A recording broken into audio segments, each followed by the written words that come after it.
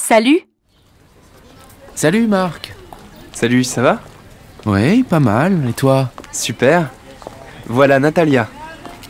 Bonjour. Natalia. Tu n'es pas française. Non, je suis espagnole. Où tu habites? À Madrid? Non, j'habite à Barcelone. Tu es en vacances à Tours? Non, je suis ici pour étudier, avec Interjeunes. Je reste 4 mois au lycée, dans la classe de Marc. Tu as quel âge? J'ai 17 ans. Bravo. Tu parles bien français. Merci.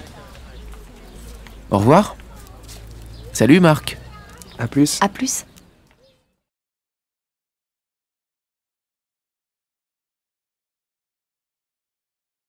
Il est sympa. Il est sympa? Comment il s'appelle? Arnaud. Quel âge il a? Il a 18 ans. Il travaille? Non, il ne travaille pas. Il va au lycée, lui aussi. Au lycée Grandmont, comme toi? Oui, comme moi et comme toi. Mais lui, il est dans une autre classe.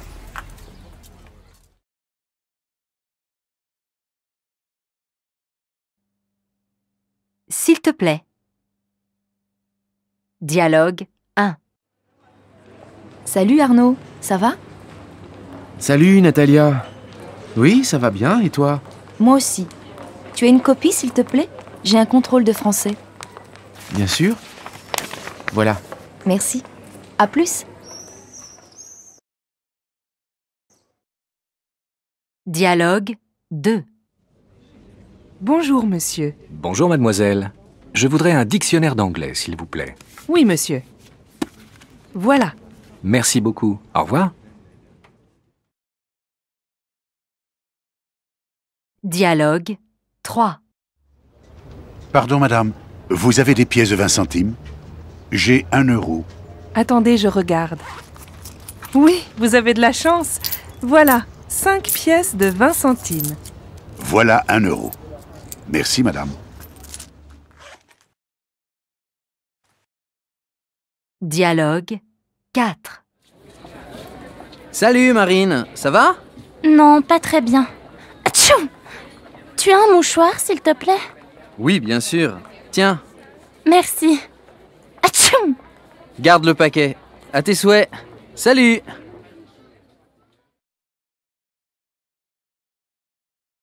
Dialogue 5.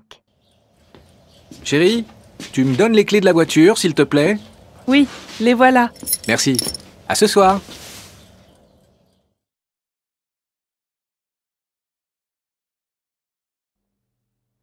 Je voudrais une carte de cantine.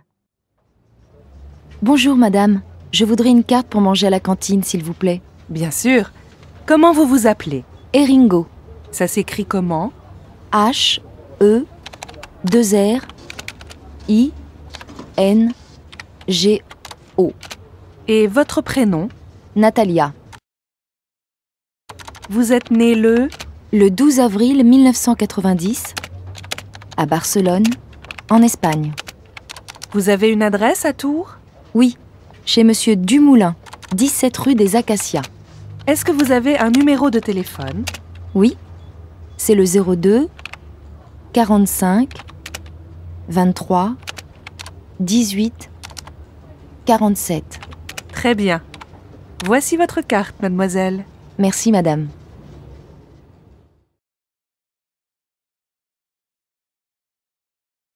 Je voudrais m'inscrire.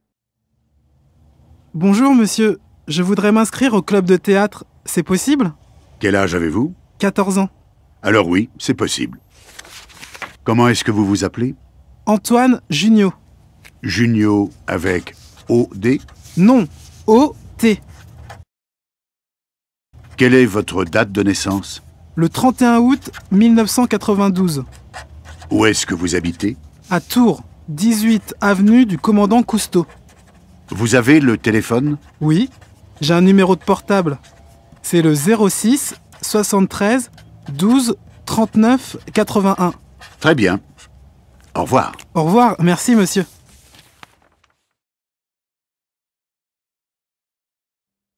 Mais qu'est-ce qu'il a, Arnaud? Dis, Marc, Tu ne dois pas voir Arnaud? Arnaud? Oui, Arnaud, ton copain. Ah, mais dis donc, quand tu as quelque chose dans la tête, toi? Je voudrais le revoir. Il est sympa. Et sa copine? Elle est d'accord? Sa copine? Il a une copine?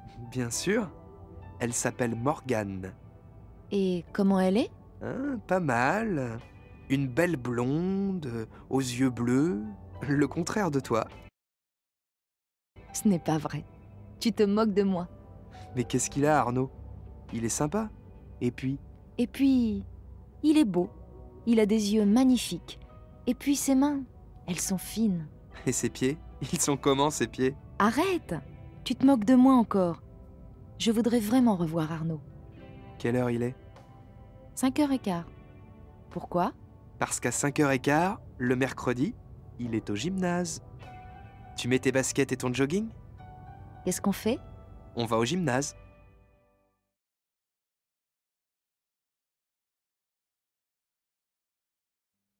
À la maison. Dialogue 1. Marc, il faut te lever, c'est l'heure. C'est l'heure. Mais quelle heure il est? 7 heures. Aujourd'hui, tu as cours à 8 heures. Lève-toi. Non, encore 5 minutes.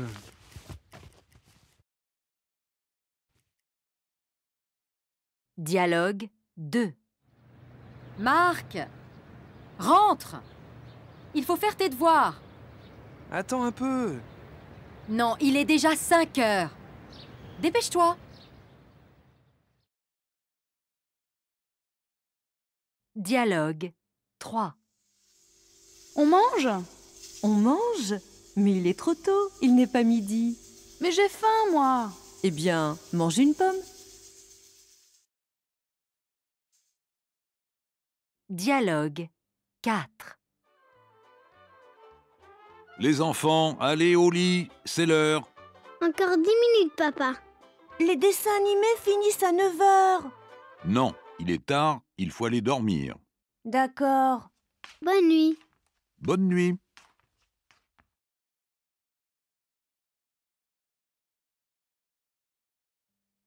Au château de Chenonceau. Je vais acheter les billets. Donnez-moi vos cartes d'étudiant. Bonjour madame, je voudrais 4 billets tarif étudiant, s'il vous plaît. Oui, vous avez vos cartes? Bien sûr. Voilà. Voulez-vous visiter aussi le musée de cire? Il y a un musée de cire. J'adore ces musées. C'est combien l'entrée?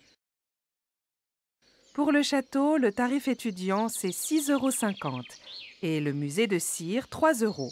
Ça fait 9,50 € par personne. Il n'y a pas de réduction pour le musée de cire? Non, monsieur. Alors je prends seulement 3 billets pour le château. Ça fait 19,50 €. Vous payez par carte? Oui. Voilà, madame. Merci. Au revoir, monsieur. Bonne visite. L'entrée du château est là, au bout de l'allée, à droite.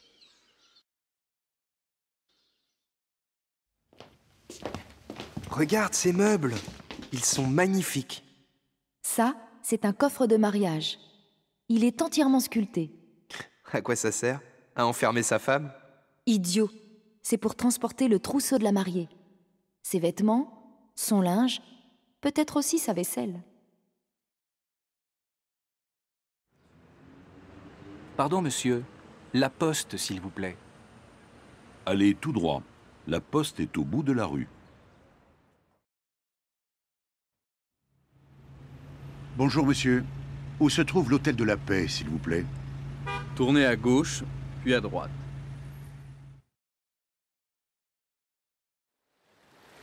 Pardon, madame. Où est la mairie, s'il vous plaît? Et continuez tout droit. Merci, madame.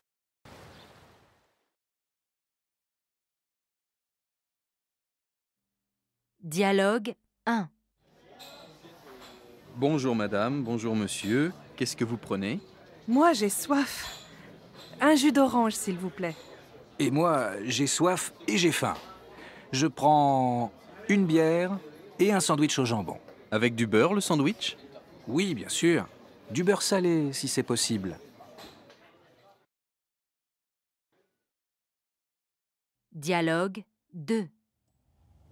Bonjour monsieur, je voudrais un poulet s'il vous plaît, pour 3 personnes, pas trop gros.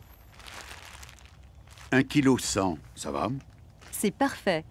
Ça fait combien? 9,68 € s'il vous plaît. Je suis désolée, je n'ai pas de monnaie. Vous pouvez me changer un billet de 100? Bien sûr, madame. Voilà 10, 40, 50 et 50 qui font 100. Merci monsieur. Au revoir.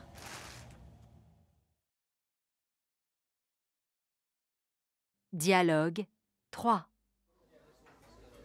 Je voudrais un steak bien cuit, s'il vous plaît, avec des frites. Je suis désolé, monsieur. Nous n'avons pas de steak. Alors, du gigot d'agneau avec des haricots verts. Désolé, monsieur. Nous ne servons pas de gigot d'agneau. Alors, de la charcuterie? Une assiette de charcuterie avec de la salade, s'il vous plaît. Je regrette, monsieur. Nous n'avons pas de charcuterie. Mais vous n'avez pas de charcuterie, pas de gigot, pas de steak? C'est incroyable. Non, monsieur. C'est normal. C'est un restaurant végétarien ici, monsieur. Nous ne servons pas de viande. À votre service. Dialogue 1. Allô? Bonjour madame, je vous téléphone pour la petite annonce, la maison de la rue Clémenceau. Oui, je vous écoute. Eh bien, je cherche justement une maison dans ce quartier. Je voudrais la visiter. Est-ce que c'est possible? Oui, bien sûr. Quand pouvez-vous venir? Lundi prochain, vers 16 h? C'est parfait. Je vous attends lundi à 16 h à l'agence. Vous êtes madame? Madame Legrand. Isabelle Legrand. Très bien. À lundi, madame.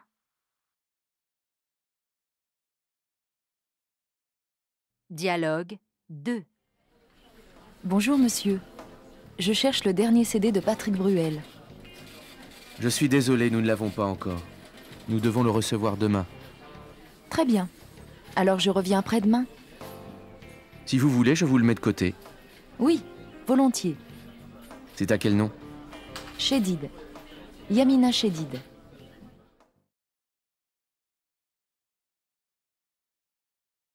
Dialogue 3. Bonjour, je cherche des dépliants sur les châteaux de la Loire, s'il vous plaît. Oui, ils sont là, en face de vous. Choisissez, vous pouvez les prendre. Merci. Retrouvailles. 10 minutes de patience. Le train de 8h37 en provenance de Paris-Saint-Lazare est annoncé avec 10 minutes de retard, voie 7. Oh non! 10 minutes de retard! Quelle barbe! Allons, 10 minutes, ce n'est pas grand-chose. Un peu de patience. Mais lui, il est parti hier de la Martinique. Il doit être fatigué après 24 heures de voyage. Il a sûrement dormi dans l'avion. Dis papa, tu crois qu'il va nous reconnaître? Bien sûr, même si vous avez beaucoup changé. Le train en provenance de Paris-Saint-Lazare entre en gare, voie 7. Le voilà! Enfin! Tu as fait bon voyage? C'est lui! Il m'a vu! Jean-Luc! Jean-Luc! Bonjour! Tu as fait bon voyage? Tu n'es pas trop fatigué? Donne-moi ta valise. Non, j'ai fait un voyage fantastique. Pas trop fatigant? Oh non, pas du tout. En plus, j'ai rencontré une fille super sympa dans l'avion. Ah, tu n'as pas dormi alors? Si, cette nuit. J'ai un peu dormi, mais on a bavardé. On y va? Ta tante nous attend. Elle aussi, elle est impatiente de te revoir. Ah oui. Ah, mais il fait froid ici. Eh oui, tu sais, Rouen, ce n'est pas sous les tropiques. À la gare. Je voudrais réserver. Bonjour mademoiselle. Je voudrais réserver une place pour Lyon pour le 17 janvier dans la matinée. Oui, vous avez un train qui part de Tours à 8h42 et qui arrive à Lyon à 13h35. C'est un TGV direct. C'est parfait. Vous voulez réserver aussi le retour? Non, un aller simple s'il vous plaît, 2e classe. Compartiment fumeur parce que la dernière fois, je me suis disputé avec une dame. Fumeur? Je suis désolée monsieur, mais il est interdit de fumer dans les TGV. Comment cela, il est interdit de fumer? Et si je veux fumer? Dans les TGV, c'est interdit. Prenez un train rapide ou alors partez en voiture. Mon train va partir. Pardon, je peux passer devant vous? Mon train va partir dans 5 minutes. Oui, bien sûr. Je vous en prie, monsieur. Pardon, madame, je peux passer devant vous?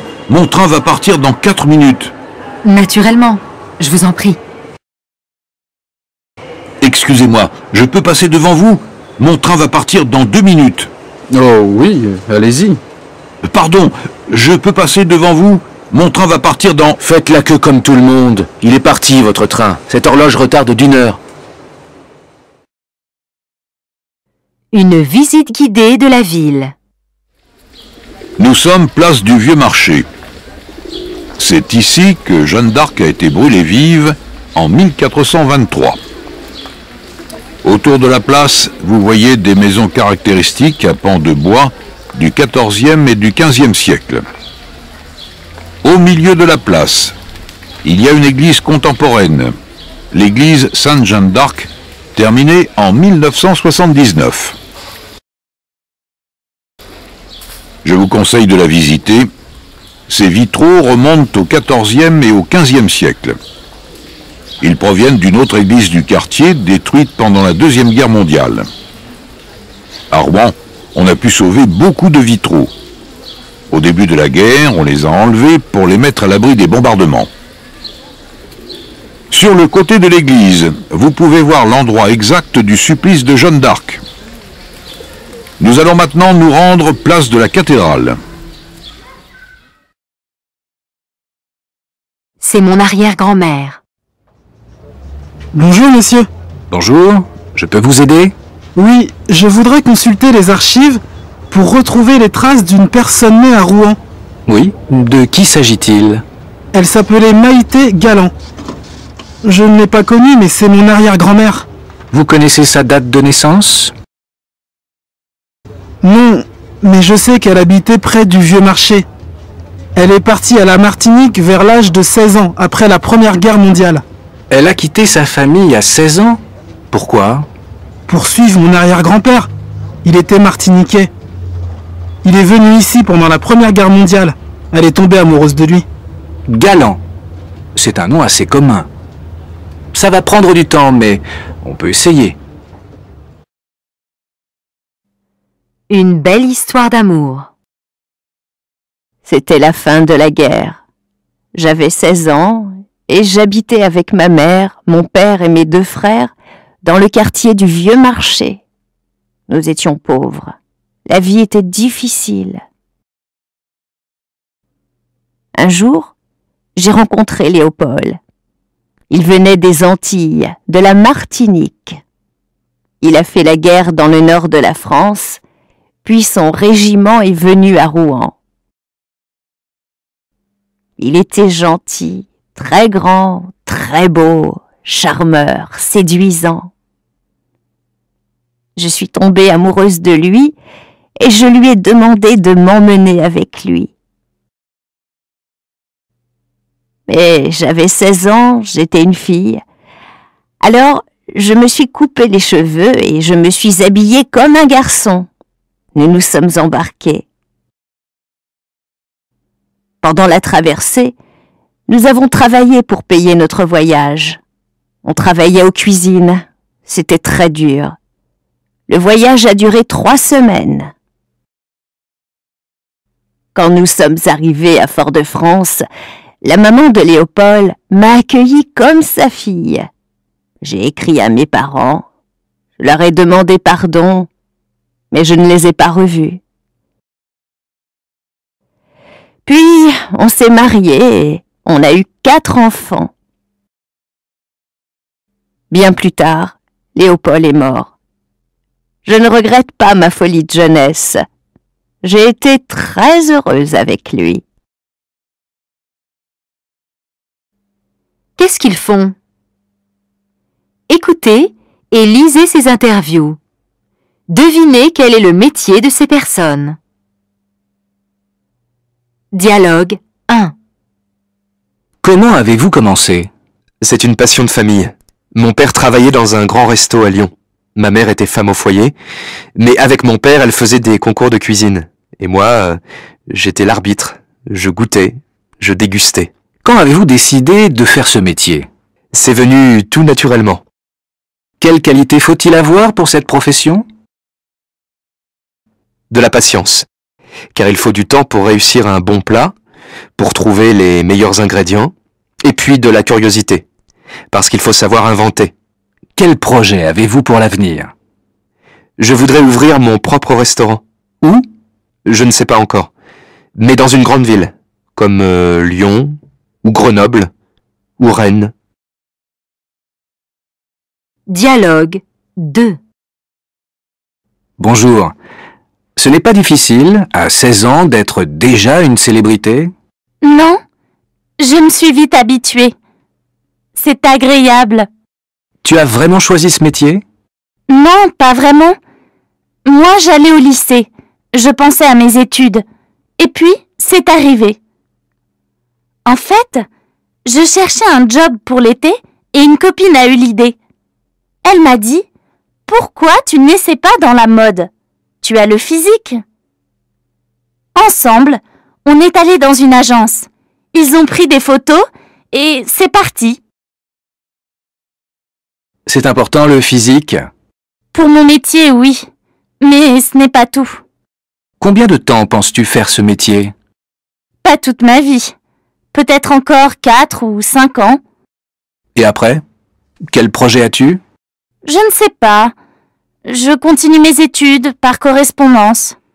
Si tout va bien, je vais passer mon bac dans 3 ans. Elle ne travaille plus ici. Bonjour, monsieur. Vous désirez une table? Non, en fait, je cherche Charline, mademoiselle Charline Delettre. Charline? Mais elle ne travaille plus ici? Elle ne travaille plus ici? Depuis quand? Depuis une semaine. Oui, ça fait juste une semaine qu'elle est partie. Elle a trouvé un travail plus intéressant. Mais vous êtes un ami de Charline? Oui, je voulais lui faire une surprise. C'est raté. Je suis désolé. Vous avez sa nouvelle adresse? Sa nouvelle adresse?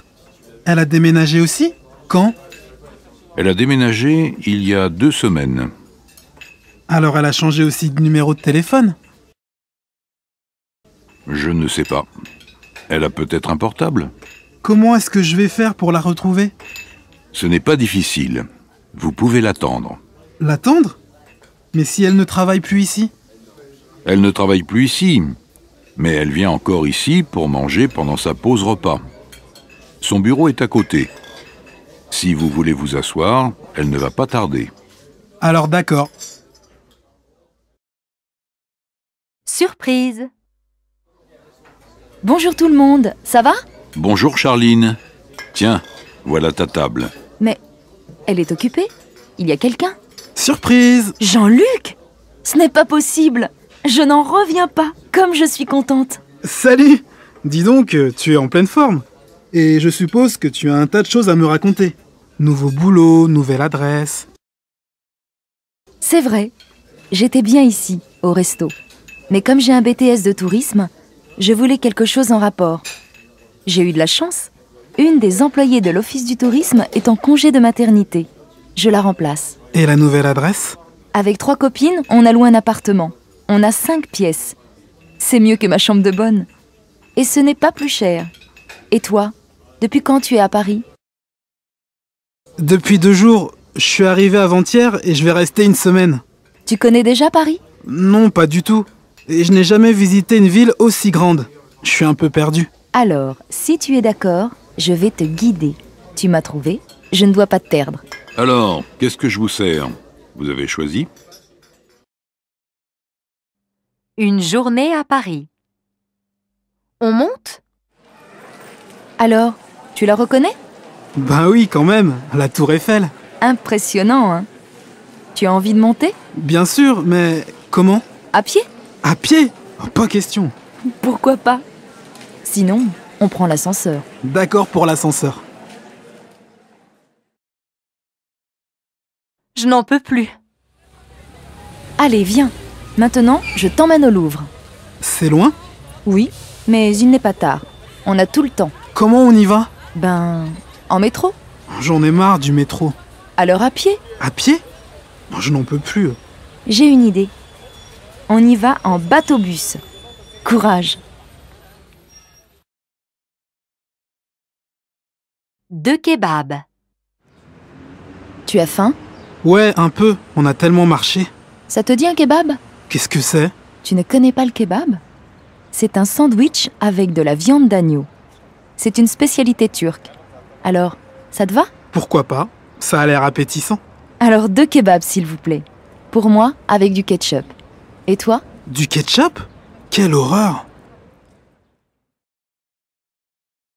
Intermède. Bonjour, ici Claude Dufresne, de Télésud. Je vous parle de Marseille. Le festival Intermède va ouvrir ses portes ce soir au Parc des Expositions. Tous les jeunes qui sont ici viennent des bords de la Méditerranée et ils ont envie de se connaître, de se rencontrer, de partager leurs expériences, d'agir. Ils sont français, marocains, tunisiens, algériens, italiens, espagnols, grecs. Nous les avons rencontrés. Écoutez-les. Ils ont des idées pour l'avenir. Bonjour, comment vous appelez-vous? Moi, c'est Lydie. Et moi, Sébastien. D'où venez-vous? Et pourquoi êtes-vous ici? Nous, on habite ici, à Marseille. Avec des copains, on a monté une pièce de théâtre que nous allons jouer. C'est une pièce sur quoi? Sur la situation des jeunes dans les banlieues. La difficulté de trouver une identité, de s'intégrer. Mais attention, ce n'est pas triste, au contraire. On s'amuse beaucoup. Bonne chance alors. Et vous? Moi, je suis tunisien. Je suis venu surtout pour observer, et puis pour faire la fête. Moi, je m'appelle Valéria. Je suis d'origine sicilienne. Je suis avec ma copine Cindy, qui est maltaise, et Renato, qui est sarde. On est ici pour chanter, pour faire connaître les chants populaires et les instruments de nos îles. Et vous? Moi, c'est Khaled. Je veux m'éclater, mais aussi chercher des partenaires, des sponsors, pour m'aider à réaliser un projet humanitaire dans le pays de mes parents, l'Algérie. Voilà. Merci à tous. Intermède, c'est à Marseille, et ça va durer une semaine jusqu'au 15 juin. Venez nombreux. Rêver les yeux ouverts. Si on gagne, on ira en finale. Et plus tard, on sera les champions du monde. Rêver les yeux ouverts. Si on a du succès, on fera des tournées dans toute l'Europe, et pas seulement. On voyagera, on deviendra célèbre, et on sera riche. Rêver les yeux ouverts. Si je trouve des sponsors, je vendrai en France des produits de l'artisanat algérien. J'aiderai les habitants du village de mon père. S'ils vendent leurs produits, ils resteront dans leur village. Rêver les yeux ouverts. Si la pièce de théâtre a du succès, je deviendrai célèbre. Je jouerai avec de grands acteurs. Répétition générale. Vous avez vos costumes de scène? Oui. Moi non, je ne l'ai pas. Comment tu ne l'as pas? Pourquoi? Je l'ai lavé, il n'est pas encore sec. Mais il est prêt. Bien sûr, tout est prêt. Et les accessoires? Vous les avez apportés? Oui. Alors, il faut un sac et des livres de classe pour la deuxième scène, puis un baladeur, et puis des oranges... Zut! Les oranges! Quoi? Les oranges? Les oranges pour la scène de la prison. Je les ai oubliées. Ce n'est pas possible. Va au supermarché. Va en acheter. J'espère que c'est encore ouvert. Il est déjà 9h. Mais on est vendredi. Le vendredi, c'est ouvert jusqu'à 10h. Allez, dépêche-toi. Selim, qu'est-ce que tu fais? On t'attend. Tu dois entrer en scène. Une minute! Il est en train de téléphoner. Il arrive tout de suite. Comment? Il est en train de téléphoner? Mais il doit entrer en scène. Et demain, qu'est-ce qu'on fera? On dira au public « Excusez-nous, juste une petite minute, l'acteur est en train de téléphoner. » C'est de la folie. Je vous interdis d'apporter vos portables sur scène, c'est compris? Alors cette fois, ça y est? Tout est prêt? Vous avez éteint vos portables? Vous êtes habillés? Vous avez les oranges? On peut commencer. Allez, on y va. Veuillez laisser un message. Ici le 04 93 29 32 16.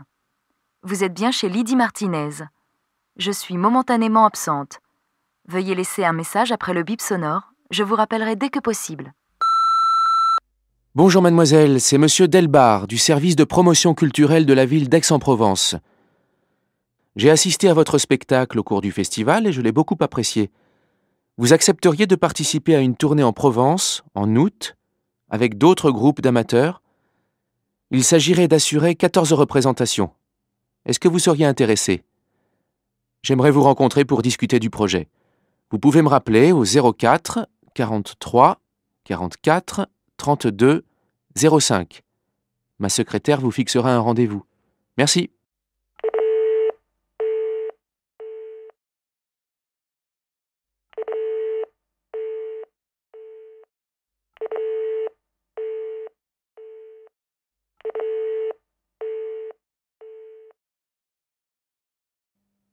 Après la tournée. Là, c'était à Aix, le premier soir. J'avais un trac terrible. J'avais l'impression de ne plus pouvoir parler. Et là, à Gordes, tu te rappelles? J'ai failli tomber pendant le ballet. Heureusement que Pierre m'a rattrapé. Tu te rends compte, si j'étais tombée? Et si je m'étais cassé la jambe?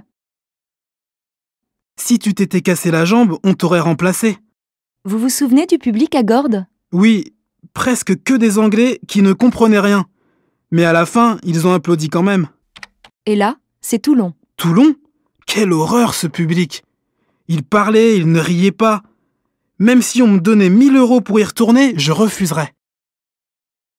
Moi, si on me proposait de recommencer, je dirais oui tout de suite. C'était trop beau. On peut imprimer des photos? Oui, bien sûr. Lesquelles tu veux? Celle de Gordes, et puis celle de Martigues. Moi aussi, j'en voudrais une. Laquelle?